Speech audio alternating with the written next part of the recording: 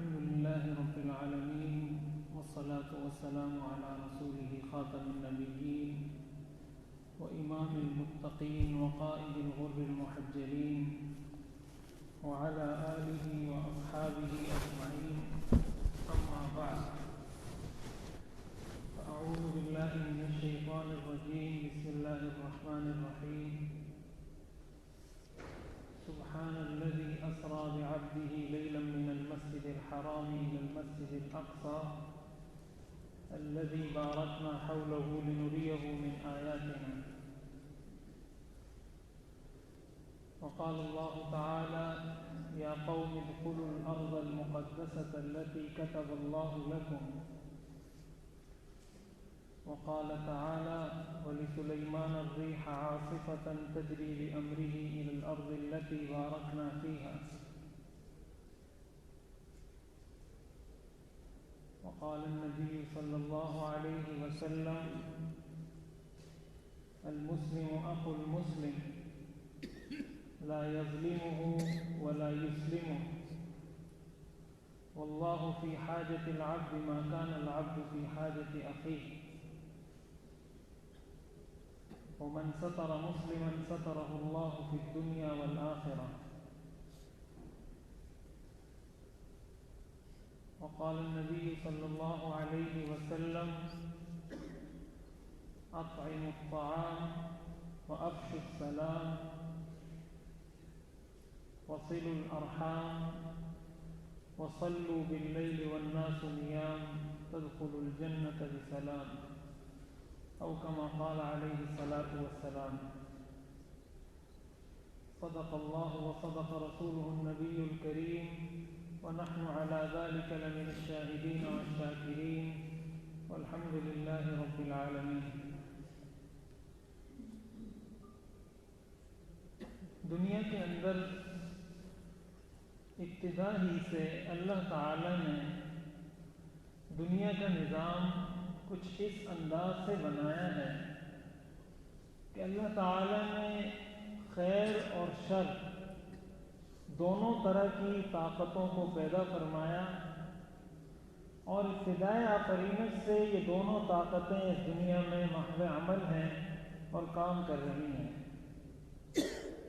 اللہ تعالیٰ نے اگر حضرت موسیٰ علیہ السلام کو پیدا فرمایا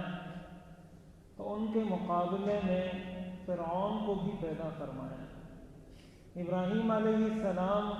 کے مقابلے میں نمرود جیسے جابر بادشاہ کو پیدا فرمایا۔ قرآن میں اللہ تعالیٰ فرماتے ہیں: وَهَدَيْنَاهُ النَّجْدَيْنِ إِنَّا هَدَيْنَاهُ السَّبِيلَ إِمَّا شَاكِرًا وَإِمَّا كَفُورًا فَأَلْهَمَهَا فُجُورَهَا وَتَقْوَاهَا۔ اللہ تعالیٰ نے یہ دونوں طرح کی طاقتیں اس دنیا میں پیدا فرمائی ہیں، اور در حقیقت ان دونوں طاقتوں کے پیدا کرنے کا مقصد وہ یہ ہے کہ اس دنیا کے اندر انسان کو آزمایا جائے۔ اگر صرف خیر ہی خیر ہوتی تو پھر سارے ہی خیر کا راستہ اختیار کرتے تو پتہ نہیں چلتا کہ کس نے خیر کا راستہ اختیار کیا اور کس نے شر کے راستے کا انتخاب کیا۔ اور اگر صرف شر ہی شر ہوتا تو انسان یہ کہتا کہ میں تو بے بس ہوں، میرے تو اختیار میں نہیں کہ میں خیر کو اختیار کروں، اس لیے کہ خیر تو اس دنیا میں ہے نہیں۔ تو اللہ تعالیٰ نے خیر کو بھی پیدا فرمایا اور شر کو بھی پیدا فرمایا، اور پھر انسان کو اختیار دے دیا، فَمَنْ شَاءَ فَلْيُؤْمِنْ وَمَنْ شَاءَ فَلْيَكْفُرْ، کہ جس کے جی میں آئے اب وہ مسلمان ہو جائے، اور جس کے جی میں آئے اب وہ خدا کا منکر بن جائے۔ إِنَّا أَعْتَدْنَا لِلظَّالِمِينَ نَارًا، قیامت کے دن اللہ تعالیٰ نے اپنے مجرموں کے لیے اور ظالموں کے لیے عذاب تیار کر رکھا ہے۔ تو یہ سلسلہ ابتدا ہی سے چلا آ رہا ہے۔ اور دوسری بات اس سے جڑی ہوئی وہ یہ ہے کہ اگر ہم تاریخ انسانی کا مطالعہ کریں تو ہمیں یہ بات سمجھ میں آئے گی، ہمیں یہ بات نظر آئے گی کہ اس دنیا کے اندر ایسا نہیں ہوا کہ ہمیشہ اللہ تعالیٰ نے مسلمانوں کو فتح عطا فرمائی ہو، اور ایسا بھی نہیں ہوا کہ ہر جنگ میں کافر فتح یاب ہوئے ہوں۔ یہ جنگ کا معاملہ شروع سے ہی اس طرح کا رہا ہے کہ کبھی اللہ تعالیٰ نے مسلمانوں کو فتح نصیب فرمائی، اور کبھی وقتی طور پر ظاہراً اللہ تعالیٰ نے کافروں کو غلبہ عطا فرمایا، لیکن آخرت کی کامیابی، آخرت کی فلاح اللہ تعالیٰ نے مسلمانوں کے لیے مقدر کر رکھی ہے۔ باقی اگر دنیا کی زندگی کو دیکھا جائے تو دنیا کے اندر پریشانیوں کا آنا، دنیا کے اندر مسائل اور تکالیف کا آنا، یہ اس بات کی دلیل نہیں کہ یہ اللہ کے نزدیک مبغوض لوگ ہیں، اس لیے کہ اللہ تعالیٰ کے انبیاء کرام اللہ کے نزدیک سب سے محبوب لوگ تھے، لیکن اس دنیا کے اندر ان انبیاء کرام علیہ السلام نے بہت سی تکالیف برداشت کی، بہت سی پریشانیوں کا ان کو سامنا کرنا پڑا، اور ان ساری پریشانیوں سے گزر کر وہ اللہ کے حضور پہنچے ہیں۔ جب ہرقل کے پاس ابو سفیان اس وقت مسلمان نہیں ہوئے تھے، حضور علیہ السلام کا خط جب پہنچا تو انہوں نے کہا کہ اگر یہاں قریب میں کوئی ایسا شخص ہو جو اس نبی کو جانتا ہو جنہوں نے نبوت کا اعلان کیا ہے تو میں ان سے کچھ سوالات پوچھنا چاہتا ہوں۔ ابو سفیان اپنے تجارتی کام سے وہاں سفر پر گئے ہوئے تھے تو انہوں نے ان کو بلایا، ان سے کچھ سوالات کیے، تو کچھ سوالات کیے، ان سے یہ سوال کیا کہ جو نبی ہیں ان کا نسب کیسا ہے، تو انہوں نے بتایا کہ وہ بہت اعلیٰ نسب سے تعلق رکھتے ہیں۔ پھر ان سے پوچھا، مختلف سوالات کرتے رہے، ایک سوال ان سے یہ کیا کہ کیا تمہاری ان کے ساتھ کوئی جنگیں بھی ہوتی ہیں؟ تو انہوں نے کہا جنگیں بھی ہوتی ہیں، تو کہا اس کا نتیجہ کیا ہوتا ہے؟ تو انہوں نے کہا الحرب بیننا وبینہ سجال ینال منا وننال منہ، کہ یہ جو جنگ کا معاملہ ہے کبھی ایسا ہوتا ہے کہ ان کو فتح ہو جاتی ہے اور کبھی ہم غالب آ جاتے ہیں، جنگ کا معاملہ اس طرح کا چلتا رہتا ہے۔ تو اس لیے یہ بات بھی اچھے طریقے سے ہمیں معلوم ہونی چاہیے کہ یہ سارے معاملات، یہ ساری صورتحال انسان کی زندگی میں انسان کو اور خصوصاً مسلمانوں کو پیش آتے رہتے ہیں۔ قرآن کریم میں اللہ نے فرمایا وَلَنَبْلُوَنَّكُمْ بِشَيْءٍ مِّنَ الْخَوْفِ وَالْجُوعِ وَنَقْصٍ مِّنَ الْأَمْوَالِ وَالْأَنفُسِ وَالثَّمَرَاتِ وَبَشِّرِ الصَّابِرِينَ، کہ یہ ساری پریشانیاں، کبھی مالی پریشانی، کبھی جانی پریشانی، کبھی گھر چھوڑنا پڑا، کبھی ہجرت کرنی پڑی، کبھی کسی مسلمان کو قتل کر دیا گیا، ظلم کا نشانہ بنایا گیا، بربریت کی علامت بنایا گیا، یہ ساری صورتحال، یہ سارے حالات انسان پر آتے رہتے ہیں۔ لیکن سوال یہ پیدا ہوتا ہے کہ ایک مسلمان کو ایسے موقع پر کیا کرنا چاہیے، ایک مسلمان کی کیا ذمہ داری بنتی ہے، ایک عام مسلمان کو کیا کرنا چاہیے؟ اصل بات یہ ہے کہ جیسی بھی صورتحال ہو، چاہے مسلمان غالب ہو چاہے مسلمان مغلوب ہو، اسلام نے ہر مسلمان سے ایک بات کا مطالبہ کیا ہے، اور وہ مطالبہ اس حدیث شریف کی روشنی میں اگر ہم دیکھیں، حضور علیہ السلام نے ارشاد فرمایا من رأى منكم منکرا فلیغیرہ بیدہ فإن لم يستطع فبلسانه فإن لم يستطع فبقلبه وذلك أضعف الإيمان، کہ تم میں سے اگر کوئی شخص کوئی برائی دیکھتا ہے، کوئی غلط کام دیکھتا ہے، تو اس کی ذمہ داری بنتی ہے کہ اگر اس کے دائرہ اختیار میں یہ بات ہو کہ وہ اس برے کام کو، اس بری بات کو اپنے ہاتھ سے روک سکتا ہو تو اس کو چاہیے کہ اپنے ہاتھ سے اس کو روکے۔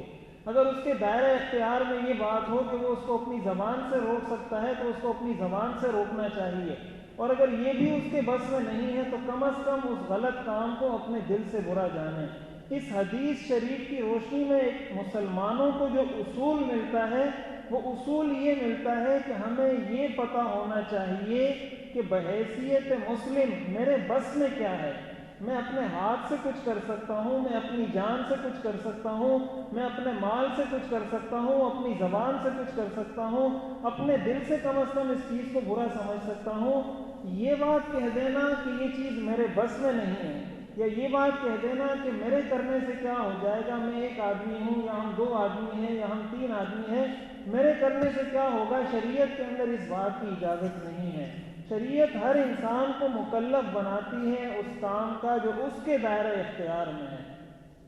قرآن کریم کے اندر اللہ تعالیٰ نے ارشاد فرمایا یا ایھا الذین آمنوا علیکم انفسکم لا یضرکم من ضل اذا اہتدیتم، کہ اے ایمان والو اپنی جان کی فکر کرو۔ اپنی جان کی فکر کرنے کا مطلب یہ ہے کہ ہم میں سے ہر شخص یہ دیکھے کہ میں کیا کر سکتا ہوں۔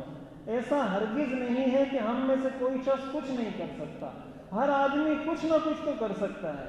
اگر کسی کے بس میں 1,00,000 روپیہ مدد کرنا نہیں ہے کسی اپنے مسلمان بھائی کے ساتھ، یہ تو اس کے بس میں ہے کہ وہ 1 روپیہ مدد کرے۔ اگر وہ 1 روپے کی مدد بھی نہیں کر سکتا، یہ تو اس کے اختیار میں ہے کہ وہ کسی کے سامنے یہ حق بات کہہ دے۔ قرآن کریم کے اندر اللہ تعالیٰ نے ارشاد فرمایا والعصر ان الانسان لفی خسر الا الذین آمنوا وعملوا الصالحات وتواصوا بالحق وتواصوا بالصبر، کہ انسان سارے کے سارے خسارے میں ہیں۔ 4 صفات اللہ تعالیٰ نے بیان فرمائی کہ یہ 4 لوگ وہ ہیں جو خسارے میں نہیں بلکہ کامیاب لوگ ہیں۔ پہلی صفت اللہ تعالیٰ نے ارشاد فرمائی ایمان، کہ ایمان کے بغیر اخروی نجات ناممکن ہے۔ اگر کوئی شخص دنیا میں بہت اچھے کام کر لیتا ہے لیکن ایمان کی حالت میں دنیا سے نہیں جاتا، آخرت میں اس کو جنت نصیب نہیں ہو سکتی۔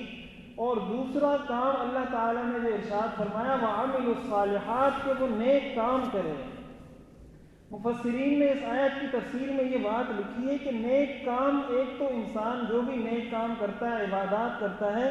اسی کے ساتھ ساتھ یہ بھی اس آیت کا منشا ہے اور اس آیت کے مفہوم میں داخل ہے کہ انسان کسی معاشرے کی اصلاح کے لیے، کسی ملک کی اصلاح کے لیے، مسلمانوں کی اصلاح کے لیے، اپنے معاشرے کو ٹھیک کرنے کے لیے کیا کر سکتا ہے، اپنے بس کا کام اس کو ضرور کرنا چاہیے۔ ایسا نہیں ہے کہ آدمی سارے اسباب کو ترک کر کے، ساری چیزوں کو ترک کر کے برائے نام یہ کہے کہ میں متوکل ہوں، میں توکل کرتا ہوں۔ توکل اس چیز کا نام نہیں، بلکہ توکل اس چیز کا نام ہے کہ انسان ظاہری اسباب اختیار کرنے کے بعد نتیجہ مسبب الاسباب پر چھوڑ دے کہ یا اللہ یہ سارے اسباب تھے جس کو میں اختیار کر سکتا تھا، یہ سارے اسباب میرے اختیار میں تھے، اب اس بات کو، ان اسباب کے نتیجے میں کوئی نتیجہ دینا، کوئی رزلٹ دینا، اس کو کارآمد بنانا، یہ اللہ تعالیٰ کا کام ہے اور اللہ تعالیٰ اس کے اندر اثر پیدا فرمائیں گے۔ ایسا نہیں کہ انسان سارے اعمال چھوڑ کر اور اللہ پر توکل کر کے بیٹھ جائے۔ یہ آیت ہمیں اس بات کا درس دیتی ہے کہ ہم اپنے حصے کا کام کریں۔ علامہ اقبال نے اس امت کی، اس قوم کی نفس پر ہاتھ رکھا ہے۔ وہ کہتے ہیں ضمیر مغرب ہے تاج رانا، ضمیر مشرق ہے راہ بانا، ادھر دیگر گوں ہے لحظہ لحظہ، ادھر بدلتا نہیں زمانہ، خبر نہیں کیا ہے نام اس کا، خدا فریبی کہ خود فریبی، خبر نہیں کیا ہے نام اس کا،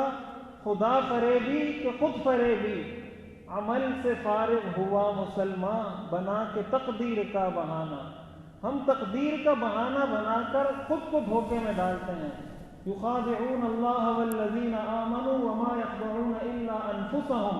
وما یشعرون، ہم نے اپنے آپ کو دھوکے میں ڈال رکھا ہے۔ اور دوسری جو 2 صفات قرآن کریم نے بیان کی ہیں کامیابی کے لیے، وتواصوا بالحق وتواصوا بالصبر، کہ ایک دوسرے کو حق بات کی تلقین کی جائے۔ یہ تو ہر مسلمان کے بس میں ہے کہ وہ حق بات دوسرے تک پہنچ جائے۔ آج کل میڈیا کا دور ہے، سوشل میڈیا کا دور ہے۔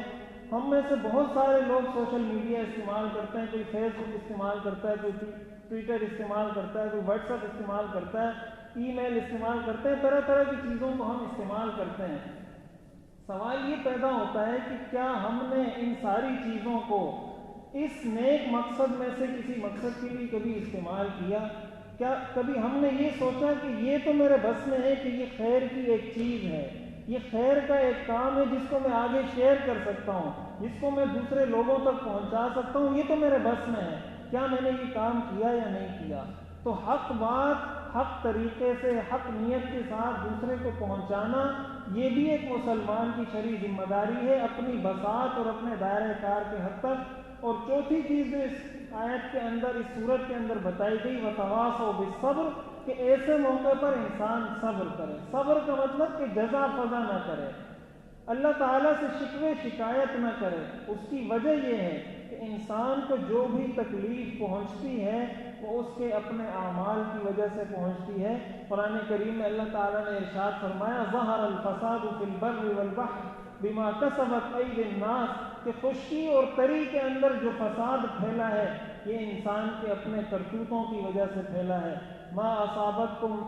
من مصیبت فبما کسبت ایدیکم، جو مصیبت کسی انسان کو پہنچتی ہے وہ اس کے اپنے اعمال اور برے اعمال کی وجہ سے اس کو پہنچتی ہے۔ اس لیے جب انسان کو کوئی تکلیف پہنچتی ہے تو اس کا تقاضا قرآن کریم کی روشنی میں یہ ہے کہ ایک تو وہ اپنے اعمال کو درست کرے، عمل صالح کو اختیار کرے، اور دوسرے نمبر پر وہ صبر کرے، اور صبر کرنے کے ساتھ ساتھ جو اس کے بس کا کام ہے،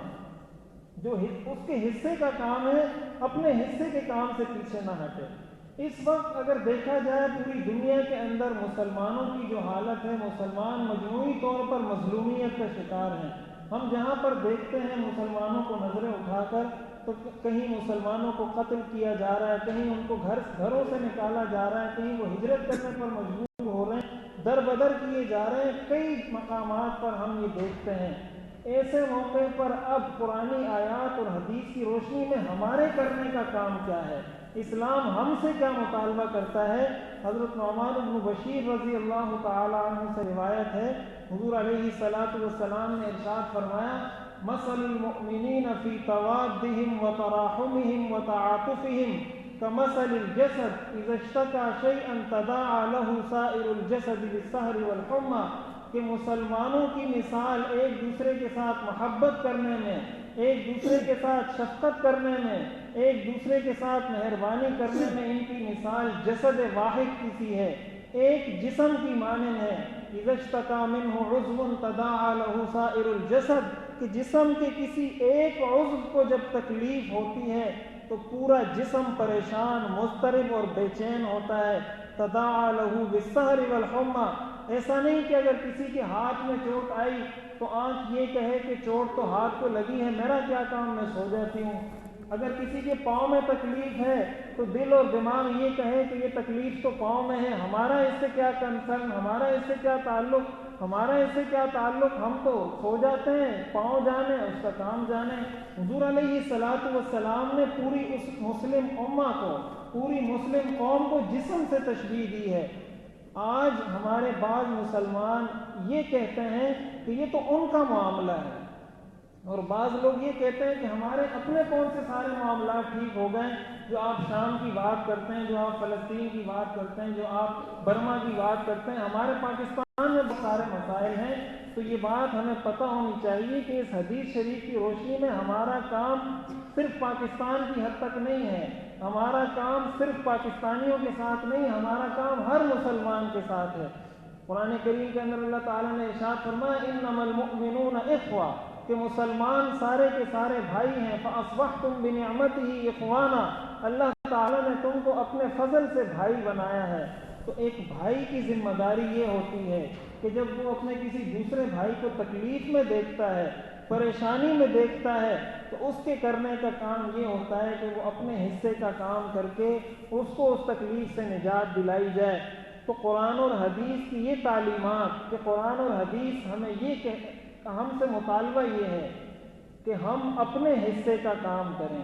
اب سوال یہ پیدا ہوتا ہے کہ ہمارے حصے کا کام کیا ہے، ہم کیا کر سکتے ہیں؟ تو ہم میں سے ہر شخص بہت کچھ کر سکتا ہے۔ علماء کرام نے الحمدللہ، خصوصاً پاکستانی علماء کرام اور پاکستانی عوام اس بات پر یقیناً مبارکباد کے مستحق ہیں کہ انہوں نے اس حوالے سے، اس وقت جو شام کی صورتحال ہے اور ترکی کے اندر لاکھوں لوگ مہاجر بنے ہوئے ہیں اور وہاں پر انہوں نے پناہ لی ہوئی ہے، اس وقت پاکستانی علماء نے مجموعی طور پر ان کے حق میں آواز بلند کی، اور الحمدللہ پاکستانی عوام نے ہمیشہ کی طرح اپنے ان مسلمان بھائیوں کے ساتھ تعاون کیا، ان کے ساتھ مدد کی، اور اپنی طرف سے جو کچھ ہو سکتا تھا وہ کیا۔ علماء کرام نے صرف یہ ذمہ داری نہیں نبھائی کہ وہ آپ کو بتا دیتے کہ ایک مسلمان کا اس موقع پر یہ فرض بنتا ہے کہ وہ اپنے مسلمان بھائی کے ساتھ تعاون کرے، بلکہ اس سے بڑھ کر علماء پاکستان نے مسلمانان پاکستان کو وہ راستے فراہم کیے ہیں، وہ قانونی راستے فراہم کیے ہیں جن قانونی راستوں سے وہ اپنے مسلمان مظلوم بھائیوں کی مدد کر سکتے ہیں۔ الحمدللہ اس وقت پاکستان سے مختلف لوگ تعاون کے لیے گئے، وہاں پر کئی ادارے کام کر رہے ہیں۔ جامعۃ الرشید نے خبیب فاؤنڈیشن کے اشتراک سے وہاں پر کام شروع کیا، اور الحمدللہ ترکی کا جو سرحدی شہر ہے عرفہ، وہاں پر اس وقت ایک ٹھیکے پر لے کر نور آپ کہہ لیں، چھوٹا پلانٹ کہہ لیں، وہ تیار کیا گیا، جس میں یومیہ مہاجر مسلمانوں کو 10,000 روٹیاں پہنچائی جا رہی ہیں، اور اس طرح کے اور پلانٹ، بڑے پروجیکٹ، بڑے پلانٹ جن کے اندر یومیہ وہاں کے مسلمانوں کو 1.5 لاکھ روٹیاں یومیہ فراہم کی جائیں گی، اس کے لیے جگہ کا انتخاب کر کے اس پر بھی کام شروع کر دیا گیا ہے۔ یہ شام کے لوگ یہ انبیاء کرام علیہم السلام کی اولاد ہیں، یہ صحابہ کی اولاد ہیں۔ اس شہر کو، اس ملک کو انبیاء کا شہر کہا جاتا ہے، اولیاء کا شہر کہا جاتا ہے۔ تاریخی روایات کے مطابق 1000 سے زائد صحابہ کرام شام کے ملک تشریف لائے ہیں۔ حضرت خالد بن الولید، حضرت زید بن ثابت، حضرت عبادہ بن الصامت، ابی بن کعب اور کئی صحابہ کی قبور مبارکہ شام کے اندر ہیں، اور 1000 سے زائد صحابہ یہاں پر آئے ہیں۔ انہوں نے وہاں جنگوں میں شرکت کی ہے، وہاں جہاد میں شرکت کی ہے، اور یہ ساری ان کی اولاد ہے۔ حدیث شریف کے اندر حضور علیہ الصلوۃ والسلام نے ارشاد فرمایا الخلق عیال اللہ، کہ مخلوق اللہ کا کنبہ ہے۔ تو اللہ کے نزدیک اپنی مخلوق میں سے سب سے محبوب وہ لوگ ہیں جو اللہ کے کنبے کے ساتھ بہتری کا، اچھائی کا، احسان کا معاملہ کرتے ہیں۔ اس وقت جن لوگوں کو ہماری مدد کی ضرورت ہے وہ ایک تو اللہ کی مخلوق ہے، اللہ کی عیال ہے، اور ساتھ ساتھ ان کا ہم پر دوسرا حق یہ بنتا ہے کہ وہ انبیاء کی اولاد ہے۔ قرآن کریم کے اندر اور احادیث طیبہ کے اندر مکہ مکرمہ اور مدینہ منورہ کے بعد جس زمین کے خطے کی سب سے زیادہ فضیلتیں آئی ہیں، زمین کے جس خطے کو سب سے زیادہ بابرکت قرار دیا گیا ہے، وہ شام کا خطہ اور شام کی سرزمین ہے۔ قرآن کریم میں اللہ نے فرمایا سبحان الذی اسری بعبدہ لیلا من المسجد الحرام الى المسجد الاقصى الذي باركنا حوله۔ دوسرے مقام پر موسیٰ علیہ السلام کا تذکرہ کرتے ہوئے قرآن نے کہا یا قوم ادخلوا الارض المقدسة التي كتب الله لكم۔ ایک دوسرے مقام پر قرآن نے کہا ولسلیمان الريح عاصفة تجری بأمرہ الی الارض التي بارکنا فیہا۔ قرآن کریم نے جہاں کہیں شام کی سرزمین کا تذکرہ کیا وہاں اس بات کا تذکرہ کیا کہ یہ مبارک سرزمین ہے، یہ مقدس سرزمین ہے۔ اس وقت صرف شام کے مسلمانوں کو ہمارے تعاون کی ضرورت نہیں، بلکہ ساتھ ساتھ چونکہ انہوں نے پناہ اور ہجرت ترکی کی طرف کی ہے، اس وقت واحد مددگار ملک ان کا ترکی ہے، اور ترکی پر اس وقت بہت زیادہ بوجھ آ پڑا ہے لاکھوں مہاجرین کی وجہ سے۔ اس لیے پاکستانی مسلمانوں کی یہ ذمہ داری بنتی ہے کہ وہ اپنی بساط کے مطابق اگر جتنی مدد کر سکتے ہیں تو یہ در حقیقت شام کے مسلمانوں کے ساتھ بھی مدد ہوگی،